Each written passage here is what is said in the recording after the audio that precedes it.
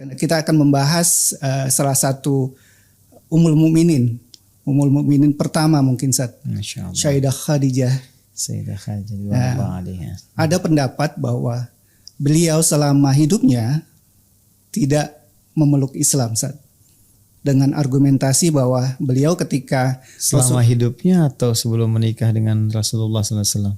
Kalau saya tangkap itu selama hidupnya, karena ada pendapat bahwa ketika Rasulullah itu menerima wahyu pertama, beliau mendiskusikannya dengan Waraqah bin Nawfal yang pendeta, mungkin Ustaz juga mungkin sudah tahu. Dan argumentasi kedua bahwa selama Sayyidah Khadijah hidup, Rasulullah tidak poligami, berarti kan ini sepanjang hidup beliau berarti. Ya. Ini gimana pendapat Itu yang berpendapat demikian orang Islam atau bukan? Masya Allah. Setahu saya orang Islam, Ya, itu kan mungkin referensinya berbeda, kita bisa anggap begitu. Ya, itu pertanyaan dasar. Makanya tadi saya tegaskan apakah yang dimaksudkan sebelum menikah dengan Rasulullah, kan?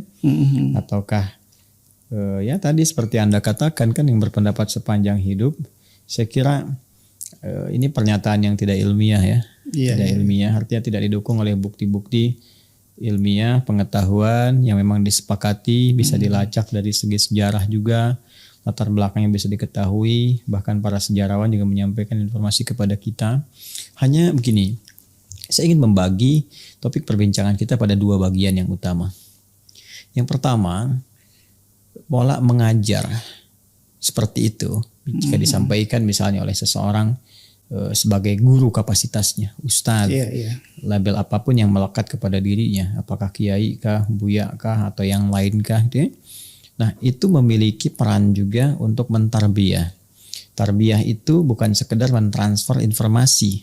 Ya, kalau cuma transfer informasi, ta'lim namanya. Tapi juga harus menghadirkan perawatan terhadap informasi yang disampaikan. Memastikan kebenaran akan informasi yang disampaikan sehingga diterima dengan baik oleh murid, tidak salah mengambil kesimpulan. Ya, juga menjelaskan dengan seutuhnya sehingga bisa ditangkap menjadi pengetahuan yang kemudian dengan itu jadi pedoman untuk mengamalkan, bertindak, bersikap, berperilaku. Dasarnya kan begitu ilmu itu. Dari data jadi informasi, jadi pengetahuan, jadi bimbingan untuk berperilaku, jadi pedoman untuk berkehidupan gitu. Nah, jadi guru juga, kenapa di Arab itu juga ada istilah dengan nama murabbi gitu kan. Ada ustadz kan, kemudian juga ada murabbi. Karena ada di situ kesan tarbiyah, bukan hanya ada kesan taklim. Makanya di jurusan pendidikan itu kan ada di sekolah-sekolah atau kampus-kampus Islam itu jurusan fakultas tarbiyah wa ta'lim, gitu kan. Nah, tarbiyah itu memberikan kesan pendampingan, bukan hanya transfer informasi. Nah, jadi kalau kita hanya menghadirkan satu bentuk silogisme yang kita sendiri meragukan kesimpulannya, ya kan?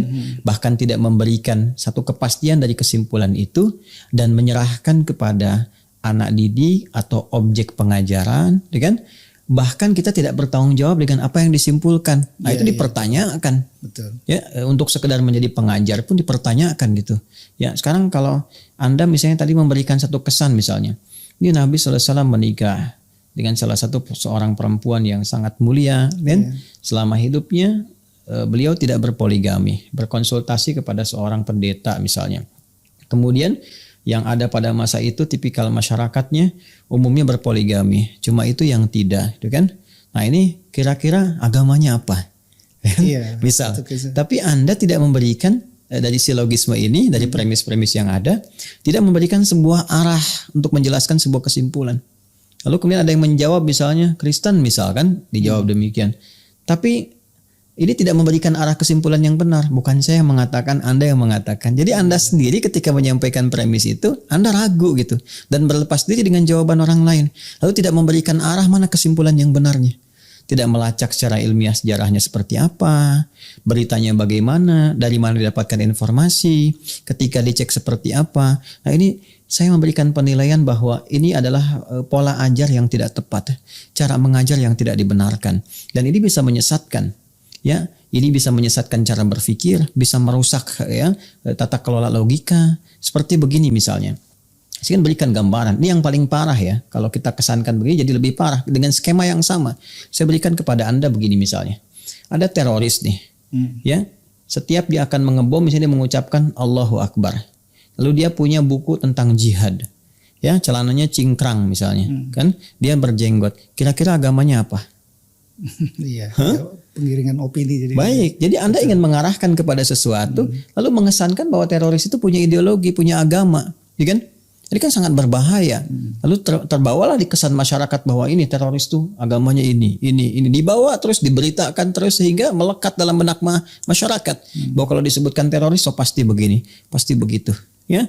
Ini sama saja kalau kita mau guyon misalnya, ini ada yang suka pisang itu kan monyet, ngupasnya misalnya dengan genap, itu kan kalau monyet ngupasnya genap, kalau ganjil anak monyet misalnya gitu kan.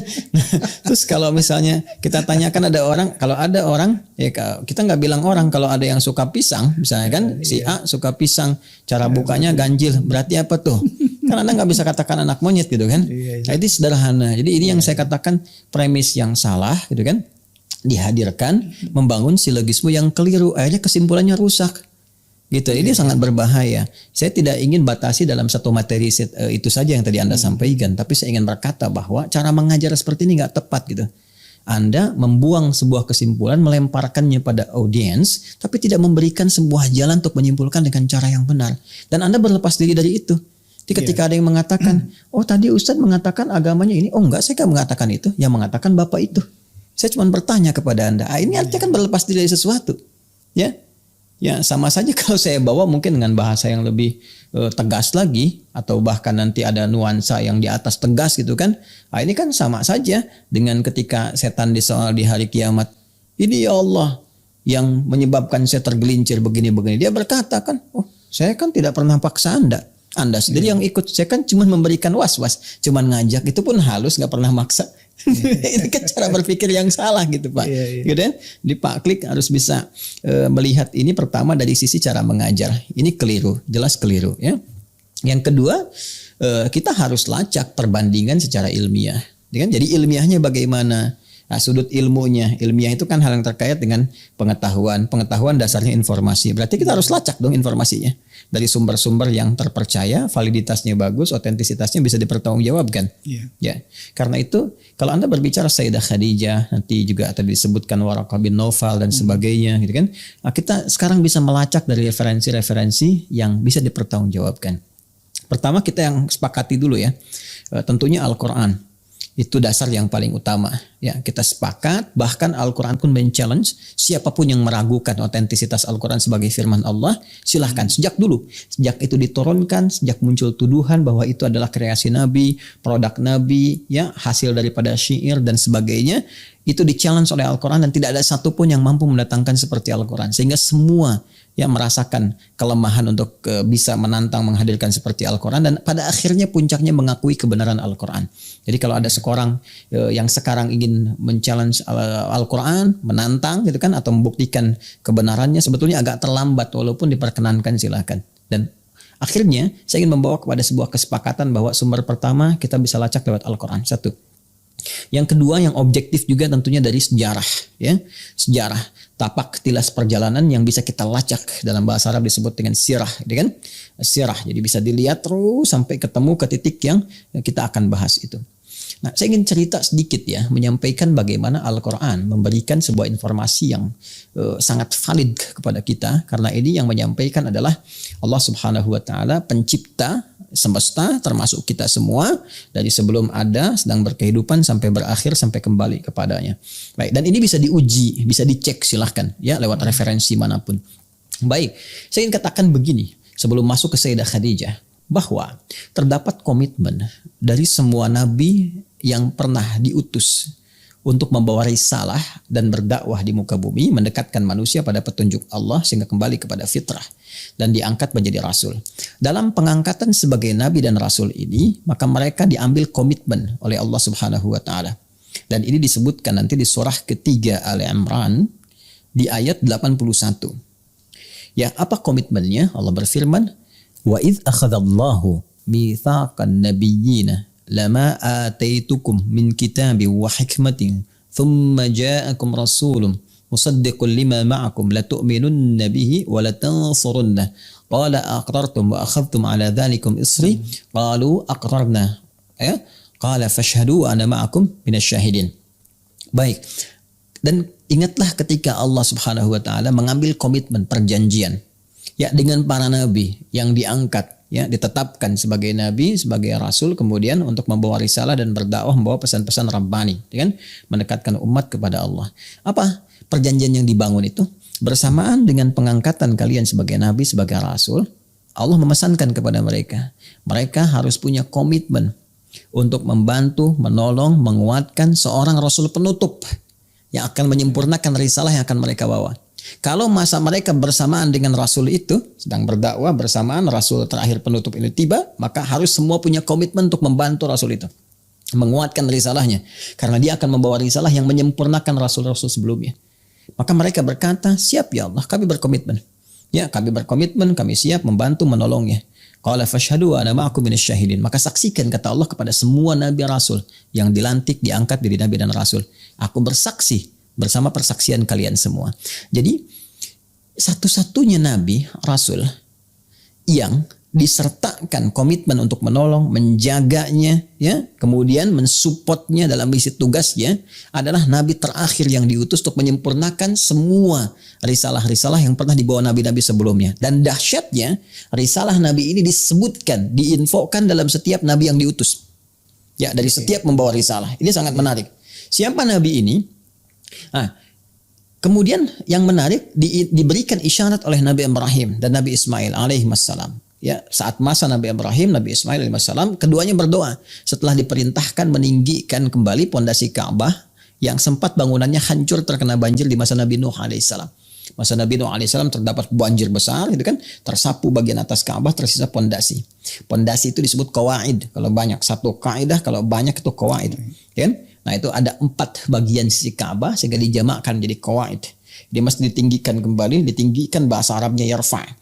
Ya, maka di Al-Baqarah ayat 127 ya, Allah menyampaikan firman-Nya yang memberikan gambaran tentang kisah ini terjadi. Wa idz yarfa'u Ibrahimul qawa'ida minal bait ya wa Ismail. Dan ingatlah, pelajarilah ketika Nabi Ibrahim dan Ismail mendapatkan perintah dari Allah meninggikan kembali pondasi Ka'bah yang sempat hancur, kan? Nah, setelah selesai itu semua, keduanya berdoa. Berdoanya ada di ayat 127, 128, 129. Yang paling menarik di ayat 129 surah Al-Baqarah. Keduanya lantas berdoa memohon kepada Allah agar nabi terakhir ya yang disebutkan oleh Allah supaya mengambil komitmen menolongnya, membantunya, mensupport, membawa risalah penyempurna itu, karena ini nabi terakhir yang penyempurna, yang terbaik, yang paling istimewa, maka meminta kepada Allah lahirnya pun di dekat tempat yang paling istimewa, yaitu dekat Ka'bah. Maka keduanya bermohon, Rabbana wab'ats fihim rasulan minhum yatlu 'alaihim ayatika wa yu'allimuhumul kitaba wal hikmah wa yuzakkihim innaka antal azizul hakim. Ya Allah, mohon utus nanti seorang rasul yang terbaik sebagai penutup, penyempurna risalah yang kami mengambil komitmen dengan itu, perjanjian denganmu, yang lahirnya nanti dekat Ka'bah, di kalangan masyarakat yang berkehidupan di sini. Gak ada satupun rasul yang lahir di dekat Ka'bah posisinya kecuali Nabi Muhammad SAW. Ya, betul. Ya, kalau Nabi Ismail itu wafatnya di situ dekat, tapi lahirnya bukan di situ. Nabi Muhammad lahir di situ. Ya, Mas Klik saat umrah gitu kan atau haji, ya kita kan pernah tunjukkan kan? Ya, dari Grand Zamzam belok kanan tuh. Ya, begitu ke kanan ada Jabal Qubais, istana itu, belok kan ada pos satpam tuh ya. Gate Ismail seberangnya, pintu 26 lurus. Tuh kalau Mas Lik lihat sebelah kanan ada kipas angin di atasnya, yang warna hitam tuh yang besar. Tuh kalau Mas Lik hitung ada 37 kipas angin tuh sampai ujung. Saya pernah hitung 1, 2, 3, 4 sampai ujung tuh. Ya, belok ke kanan sedikit, tarik garis lurus ke Babu Salam, itu ada satu bangunan krem, Al-Maktabah Qadimah sekarang disamarkan jadi perpustakaan klasik itu ya, yang warna krem, yang sampingnya ada tempat ngambil air zam-zam pakai keran yang ada jerigen, yang dijual kecilnya 5 real, besarnya 10 real. Itu ya, itu Nabi Muhammad lahir di situ. Jadi artinya apa? Saya ingin katakan nabi yang diambil komitmen, ya, semua nabi diambil komitmen oleh Allah untuk membantu, menolong, mensupport rasul terakhir menyempurnakan risalah yang dimaksud Nabi Muhammad SAW. Dan itu menariknya diinfokan dalam setiap risalah. Begitu Nabi Musa bertugas, Di kitab beliau di Taurat disebutkan. Jadi Musa menyampaikan alaihissalam kepada umatnya. Nanti kalau aku pun tidak sampai kepada masa itu, kalian mendapatinya, bantu. Dan mereka berharap bahwa Nabi itu berasal dari kaum mereka. Ya, jadi kaumnya Musa kan Bani Israel, Yahudi itu berharap bahwa nabinya yang datang dari kalangan mereka. Ya, dari umat mereka, dari kaum mereka, komunitas mereka, sangat berharap itu mereka. Ya, nah kemudian nanti sampai risalah ke Nabi Isa alaihissalam. Nabi Isa juga menyampaikan kepada umatnya. Ya, bahkan nanti direkam di Quran surah ke-61 As-Saff di ayat yang ke-6. Ya, wa mubasysyiran birasuli ya'ti min ba'di ismuhu Ahmad. Kata beliau nanti akan ada memberi kabar gembira kepada umatnya, akan ada setelah aku ini rasul penutup. Rasul yang paling mulia, rasul yang paling hebat ibadahnya. Makanya kenapa menggunakan sifat Ahmad? Kalau rasul sebelumnya kan rata-rata nama zat. Zat itu untuk membedakan identitas satu dengan yang lain. Ya, Anda misalnya namanya A, ini B, ada Al-Hasan, ada Al-Husain. Kita panggil Al-Hasan, yang nengok kan Hasan untuk membedakan dengan Husain, ya, dan sebagainya. Tapi kalau kita katakan nama sifat, itu segala kemuliaan yang melekat kepada zat. Ya, seseorang misalnya rajin, jujur, pintar, itu sifat. Mas Klik jujur, jujurnya sifat. Ya, nah itu nama yang melekat pada Rasul terakhir ini semuanya nama sifat untuk menunjuk kemuliaannya.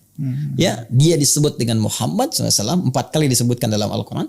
Surah ketiga ayat 144, surah 33 ayat 40, surah 47 dengan namanya Muhammad SAW ayat 2, dan surah 48 ayat 29. Ya kan? Nabi Isa menyebutnya dengan Ahmad. Quran surah 61 ayat yang ke-6. Itu sifat semua. Jadi kalau Muhammad menunjuk kepada sifat sosial yang dalam, yang penyayang, yang sangat memaafkan, yang sama hewan tuh begitu penuh kasih sayang. Bahkan kalau mau nyembelih pun kata beliau tajamkan dulu pisaunya dan jauhkan hewan yang akan disembelih yang lain supaya tidak melihat dan gak stres itu kan. Kemudian kepada tumbuhan jangan rusak, sangat penyayang. Nabi Isa punya sifat yang serupa. Penyayang, Nabi Isa itu penyayang dikenal. Ajarannya kasih gitu. Nabi Isa alaihissalam. Sehingga sebagian menduga umat ini Nabi yang terakhir. Kata Nabi Isa bukan. Nanti kalian harus bantu. Aku kasih kabar gembira. Akan ada Nabi yang terakhir. Lebih hebat dibanding dengan Nabi-Nabi sebelumnya. Dari sifat kasihnya. Bahkan, ini dia. Pengabdiannya kepada Allah. Sifat seseorang pengabdian kepada Rabbnya. Itu kalau sifat biasa disebut hamid. Sekali tahajud, sholat biasa itu hamid. Tapi kalau mubalaghah, superlatif, tahajudnya rajin sampai kaki bengkak, baca Qur'annya luar biasa, mendekatnya luar biasa, maka berubah jadi superlatif Ahmad. Maka Nabi Isa menunjukkan Rasul terakhir bukan saya. Ada lagi yang lebih hebat, ibadahnya dahsyat, walaupun dijamin masuk surga, sholatnya luar biasa, ibadahnya sangat tinggi, dan itu dibuktikan. Ya, siapa lagi selain Nabi Muhammad SAW? Nama sifat. Ya. Nah, kan disebutkan di Al-Bukhari bagaimana satu rakaatnya berapa banyak dibacakan sampai kaki bengkak dan sebagainya. Mas Klik tahajud satu rakaat mata bengkak dia. Ini Nabi tahajud satu rakaat kaki bengkak dia. Nah, jadi yang melekat kepada Nabi Muhammad itu semua nama sifat. Al-Mahi, Al-Kafi, Ahmad, ya, kemudian Muhammad. Nah, jadi jangan ditafsirkan oh ini karena di Al-Qur'an ada nama Ahmad berarti Nabi terakhir namanya Ahmad. Ya, maka setiap yang namanya Ahmad berpeluang jadi nabi. Enggak begitu. Itu enggak paham Quran namanya. Enggak paham. Nah, Nabi Isa pun memberikan kabar gembira. Bahkan dia menyampaikan, ya. Nah, jarak Nabi Isa ke Nabi Muhammad itu kan kurang lebih 600 tahun. 600 tahun kurang lebih gitu. Jadi bukan fase yang terlalu panjang. Ya, sedangkan beliau pun punya murid-murid. Punya murid-murid yang dengan murid-muridnya pun mengambil komitmen. Ya, murid-muridnya diambil oleh Nabi Isa alaihissalam, komitmen dengan mereka supaya mereka menolong risalah Nabi Isa alaihissalam, membantu Nabi Isa menyebarkan risalah sekaligus menyampaikan pesan yang berantai terus ya kepada generasi setelahnya bahwa nanti akan ada nabi baru, cirinya begini, tandanya begini, ada cap kenabian nanti di punggungnya, nanti ada begini, tahu semua itu. Ya, dan disampaikan perjanjian di surah Ali Imran jelas mereka disebut dengan Hawariyun. Ya, kemudian mereka mengatakan kami siap menolong, kami siap memaksimalkan itu, ya kan? Maka mereka disebut kemudian dalam bahasa Arab yang sifat untuk menolong tanpa pamrih dengan sempurna disebut Nasara namanya. Nasara. Kalau tunggal disebut Nasrani, ya kan? Itu asalnya. Makanya beda antara Kristen dengan Nasrani itu beda. Kristen itu bahasa Arabnya Masihi. Ya, Nasrani berbeda. Ya, makanya nanti ada perbedaan. Ini ilmiah, sangat ilmiah. Nanti kita akan bisa lihat. Jadi jangan terjemahkan Nasrani dengan Kristen, beda. Kristen itu bahasa Arabnya Masihi. Ya, awas nih, hati-hati ya, hati-hati nih. Nanti harus detail sekali nih. Ya, harus detail sekali nanti. Nah, kita kemudian masuk. Ya, maka mereka disebut dengan Nasrani. Nasrani karena menolong risalah Nabi Isa alaihissalam. Nah, maka berada apa risalah Nabi Isa itu? Membawa risalah tauhid. Ya, menuhankan Allah Subhanahu wa taala, mengatakan bahwa saya hamba Allah, buka surat Maryam. Ya, ayat 31 sampai dengan 33 mengatakan saya hamba Allah ini Abdullah, kan Allah memerintahkan saya wa ausani bis shalah waz zakah, gitu kan?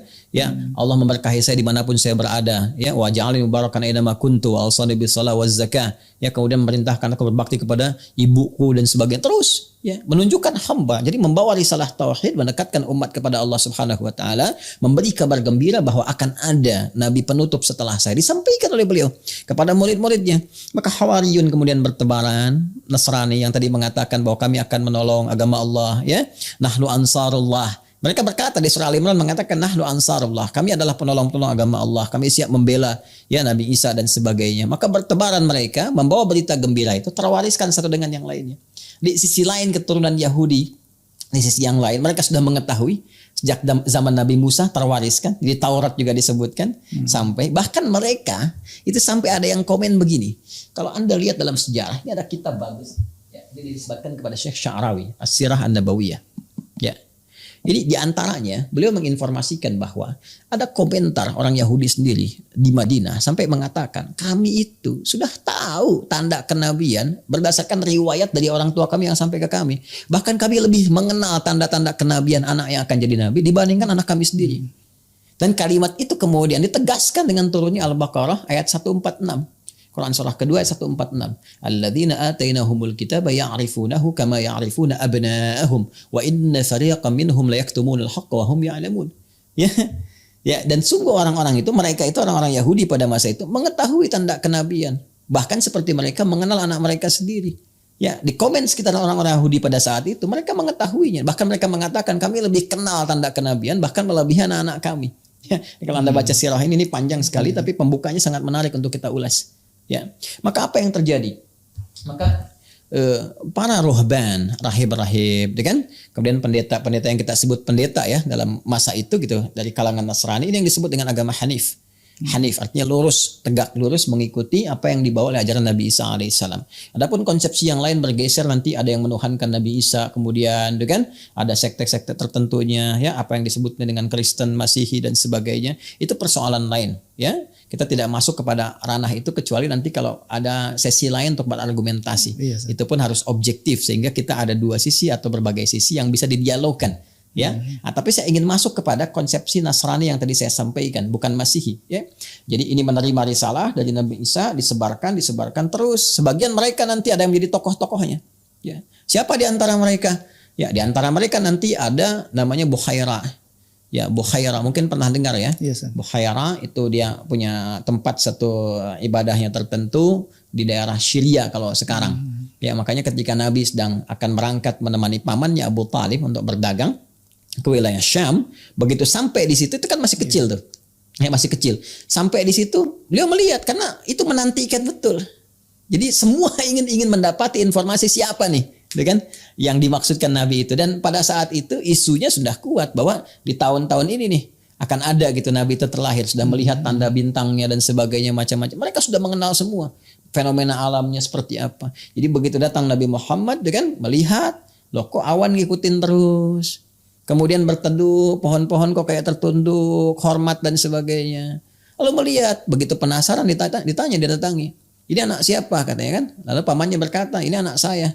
Ya, nggak mungkin katanya, karena anak ini pasti bapaknya itu sudah meninggal saat dalam kandungan. Maka dijelaskan oleh Abu Talib betul, bapaknya telah meninggal sejak dia dikandung. Ya, kemudian dia ikut sekarang dengan saya. Ya, dan sebagainya diteruskan. Bahkan ibunya pun telah tiada. Oh maka benar. Maka dicek semuanya. Begitu ditemukan tanda kenabian, ya khatmun nubuwah di antara dua pundak beliau, disimpulkan oh ini adalah seorang yang sangat dicari, sangat ditunggu. Jangan kamu berangkat teruskan sampai ke tempat tujuan. Kalau nyampe sana, ditunggu orang Yahudi sudah menunggu ini pasti akan dieksekusi. Karena mereka berharap ini nabi terakhir datang dari kalangan mereka. Itu asalnya orang Yahudi itu ya pada mulanya tidak suka dengan risalah Nabi Muhammad karena keinginan mereka itu mendapatkan nabi dari kalangan itu. Karena merasa bahwa yang tertinggi, yang terhebat dari kalangan ras itu. Ya tingkat rasialis ini sejarah ya, ini fakta gitu, bisa digali gitu. Walaupun boleh jadi nggak semua orang Yahudi kita hukumi demikian, ya. Tapi ada golongan-golongan yang mewariskan sifat itu sampai membentuk nanti satu sifat rasial yang sangat tinggi, yang merasa yang paling hebat semuka bumi, merasa nggak boleh ada ras di atas mereka dan sebagainya. Ada golongan seperti itu. Walaupun kita nggak bisa hukumi semuanya akan berada pada kondisi demikian. Saya ingin balik lagi. Jadi mereka mengetahui. Tadi Buhairah atau George juga mengetahui, akhirnya memberikan satu isyarat untuk pulang. Dan itu sebelum diangkat jadi nabi. Diangkat jadi nabi usia berapa tahun?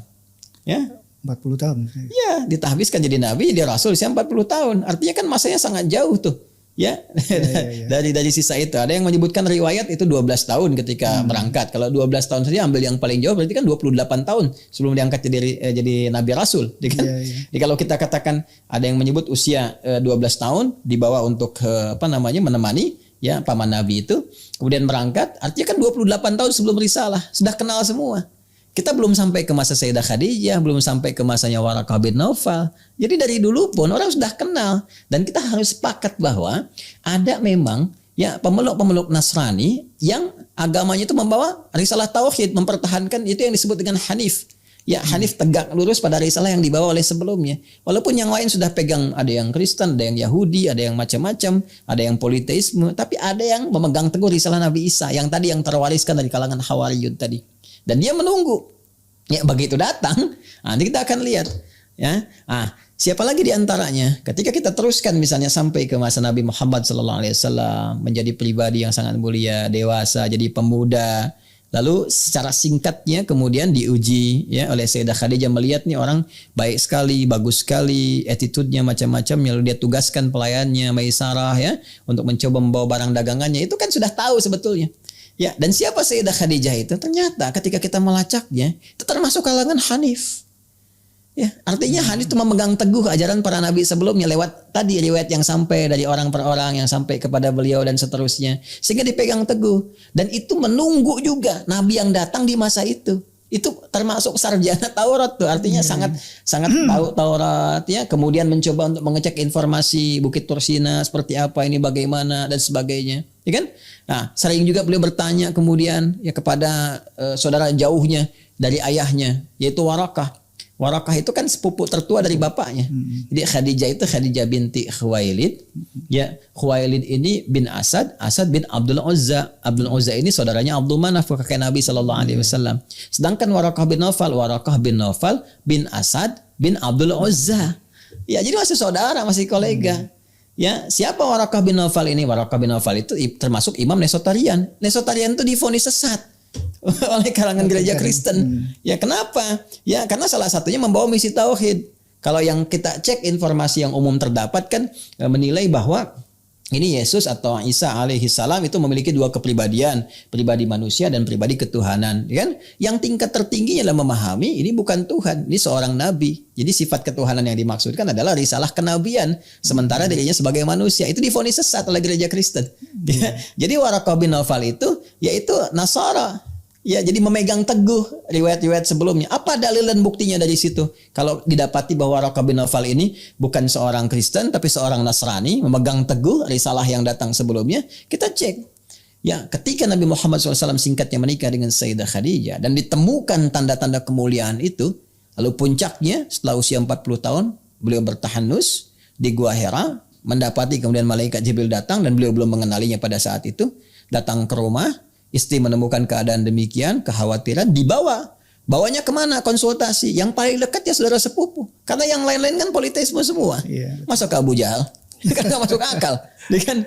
Mereka belum masuk ke Abu Sofyan pada saat itu kan gak mungkin gitu. Karena ini di luar pakem yang ada pada saat itu di masyarakat Quraisy. Yang didatangi siapa? Yang ada Waraqah bin Naufal. Karena kenapa? Waraqah pun membawa informasi yang datang sebelum-sebelumnya mereka tahu. Ya, jadi kan tadi saya sampaikan di Yahudi sudah viral. Akan ada Nabi datang tanda-tandanya begini. Di Nasrani pun sudah viral, akan Nabi datang tanda-tandanya begini. Dan mereka tahu di kitab mereka. Sedangkan Waraqah Imam Nesotarian tahu di kitab mereka ada, tandanya ada. Maka dibawalah Nabi Muhammad SAW datang untuk memastikan ini bukan yang di kitab kamu disebutkan. Kan?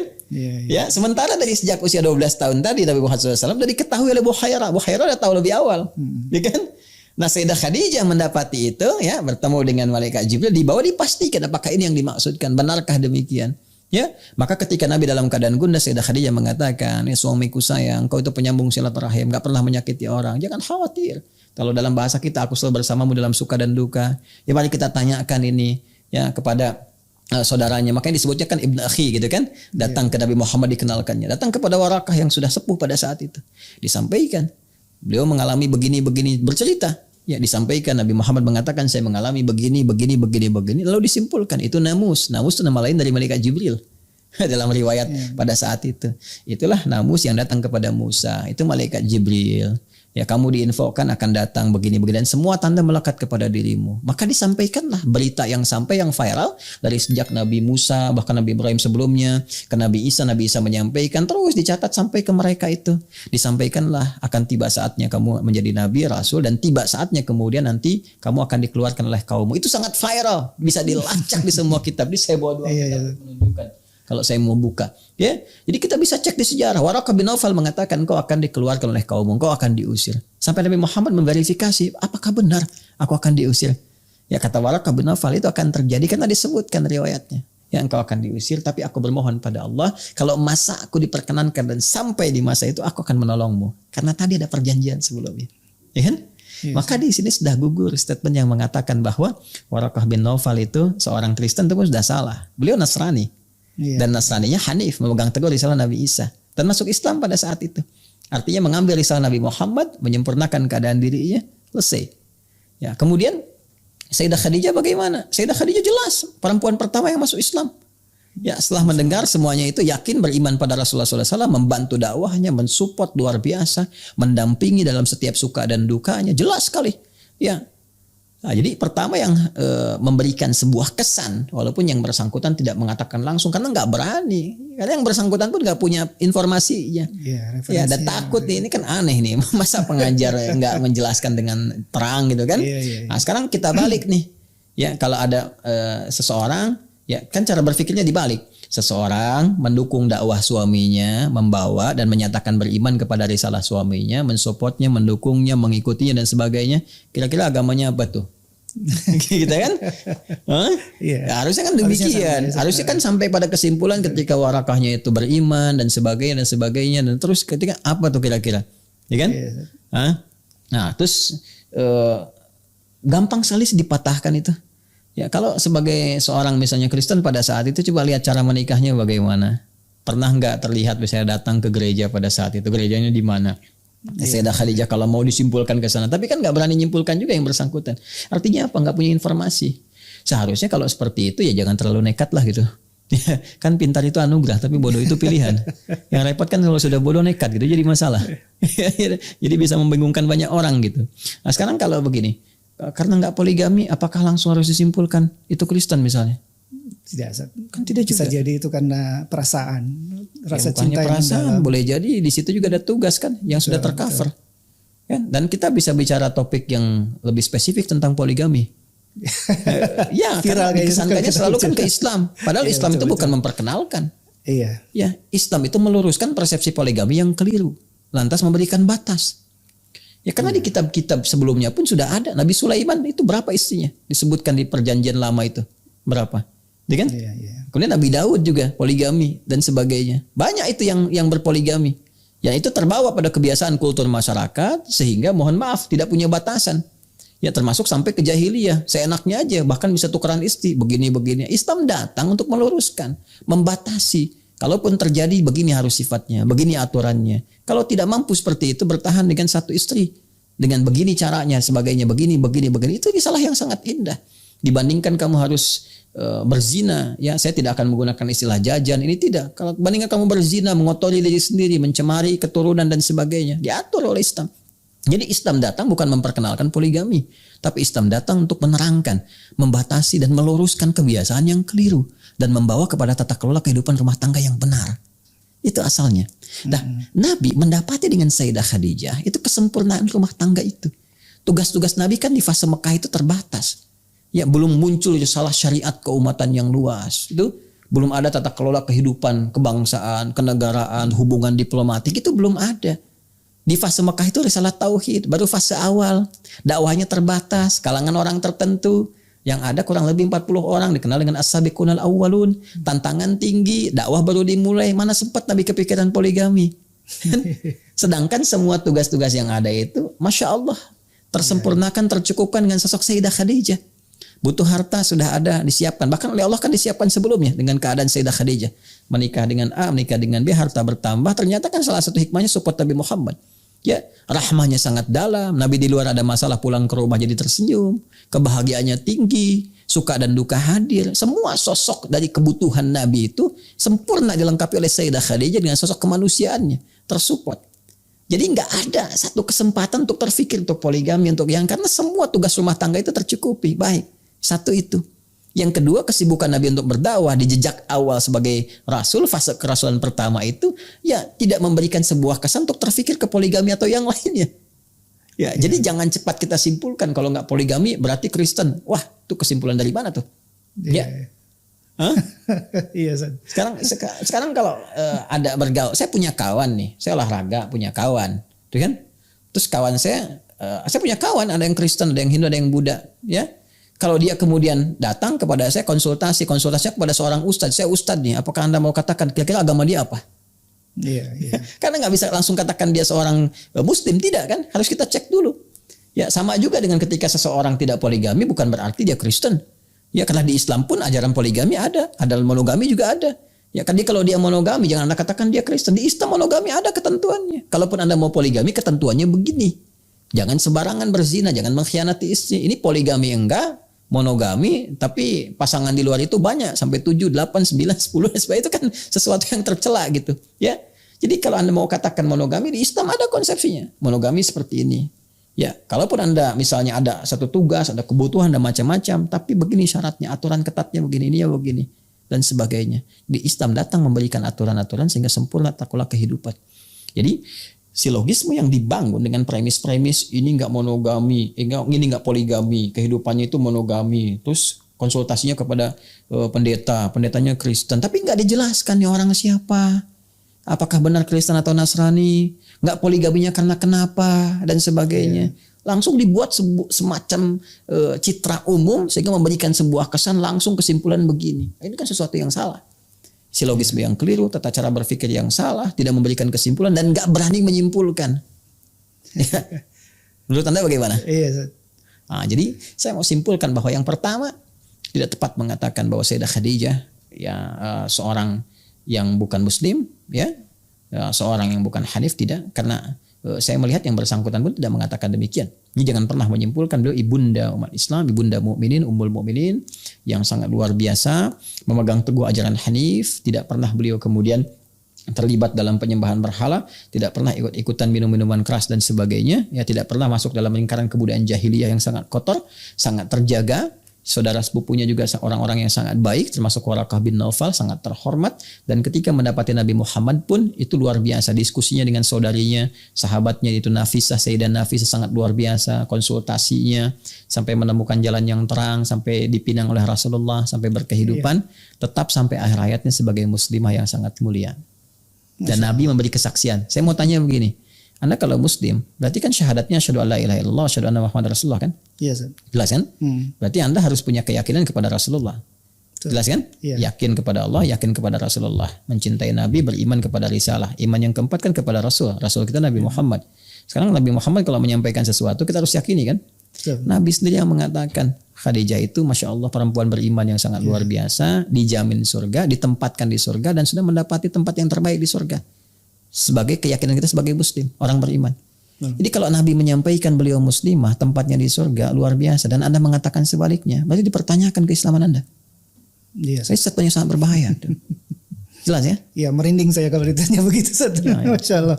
Masya Allah. Kurang lebih demikian. Allah Iya. Ta'ala alam bisawab. Mungkin jadi kuncinya kita harus lebih memahami sirah, belajar sirah lebih dalam, Ustaz, supaya kita juga mengenal kemuliaan dari apalagi keluarga Rasulullah SAW. Iya, kita harus banyak membaca, menggali referensi dengan cara yang benar, tentunya objektif. Ya kita bisa buka ya apapun yang ingin kita gali gitu kan. Tapi ya proporsional sajalah gitu kan. Ya jangan kita membawa kepada misi-misi tertentu, keinginan tertentu. Ilmu itu kan sifatnya netral. Rasa kita yang membedakan untuk menerimanya. Kita membawa ke arah mana gitu ya. Nah, jadi di sini penting untuk kita garis bawahi bahwa tadi yang saya sampaikan, saya kalau mau tampilkan ayat banyak sekali. Betul. Di Al-Maidah ada, itu kan di ayat 82-nya, kemudian di Ali Imran juga ada, kita bawa ke yang lainnya. Tapi kejujuran itu kan dasarnya gitu. Ya ilmu itu kan kalau nggak jujur bahaya gitu. Ya kalau nggak jujur bahaya. Nah ini saya ingin memberikan gambaran ini kan standar gitu di kitab ini Rahmatul Maktum ya, karya Syekh Mubarak Furi yang ini dinisbatkan kepada Syekh Sya'rawi, walaupun beliau itu sebetulnya kan menyampaikan tapi murid-muridnya yang menghimpun kata-kata beliau sampai dituliskan, seperti Al-Imam Asy-Syafi'i dinisbatkan kitab Al-Um kepada beliau nggak nulis langsung tapi muridnya kemudian yang menuliskan, dinisbatkan kepada Al-Imam Asy-Syafi'i. Ini termasuk yang paling bagus lah ini ya, informasinya sangat luar biasa gitu kan, detil, akurat. Ini As-Sirah An-Nabawiyah Syekh Al-Imam Ad-Da'iyatul Islam Muhammad Mutawalli Sya'rawi. Ya, saya dapat itu di Poli dulu. ngelihat kitabnya langsung Iya, saya udah baca ini tentang Sayyidah Khadijah, tentang Waraqah bin Nawfal itu siapa, ininya kemana dan sebagainya. Bahkan kalau Anda klik Google saja, Google kan netral ya. Google netral. Coba deh klik Waraqah bin Nawfal. Itu imamnya Imam Nesotarian. Nesotarian itu siapa? Dari abad kelima Nesoterius itu siapa? Kemudian pahamnya bagaimana dan sebagainya. Sampai dicap sesat gitu kan. Sama konsili sekian gitu kan disebutkan di dalamnya. Jadi saya ingin kita terbuka, dan Islam tuh indah gitu. Setelah faktanya terbuka pun Islam tidak mengatakan wajib masuk Islam, tidak. Ya, Islam mengatakan la ikraha fiddin, tidak ada paksaan untuk memeluk Islam. Lakum dinukum waliyadin, apa yang Anda yakini silahkan, yang kami yakini kita saling menghormati, masing-masing membawa konsekuensi ketika berpulang kepada Rabbnya. Sangat objektif kan? Iya, betul. Nah, jadi saya kira demikianlah. Jadi pesan saya yang ingin saya sampaikan yang pertama pada para pengajar juga, jujurlah gitu.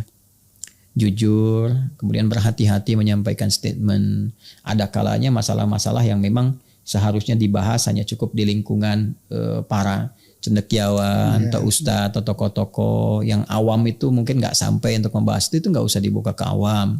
Kalau mau dibuka ke awam pun yang jujur, yang terbuka. Kayak yang seperti masalah ini sebetulnya telat sih dibahas sekarang itu. Udah dari lama.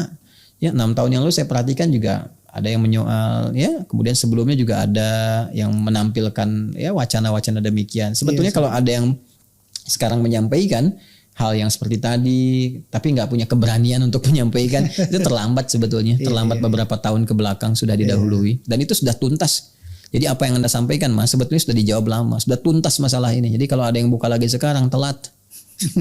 Nah mudah-mudahan acara ini pun nggak telat itu. Ya. Saya kira itu Mas Klik ya. Allahu a'lam bishawab. Jadi pesan saya kepada setiap ustadz ya, kita ataupun pengajar atau siapapun jujur dengan informasi itu, objektif, ya kan? Kemudian juga mesti menyampaikan secara terang informasi yang ada.